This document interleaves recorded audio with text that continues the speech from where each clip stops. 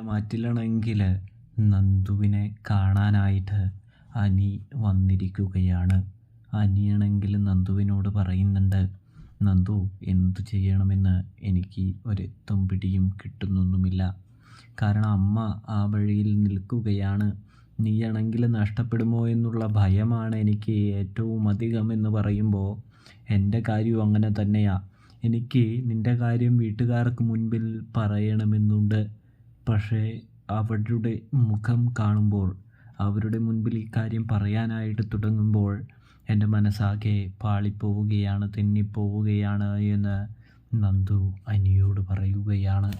എനിക്ക് എന്ത് ചെയ്യണമെന്ന് ആ സമയത്ത് അറിയില്ല എന്ന് പറയുന്നതും കാണാൻ കഴിയുന്നുണ്ട്, സാധിക്കുന്നുണ്ട്. എന്തായാലും നിന്നെ വേർപിരിയാൻ എനിക്ക് സാധിക്കില്ല എന്നും നമ്മുടെ നന്ദു അനിയോട് പറഞ്ഞു വയ്ക്കും.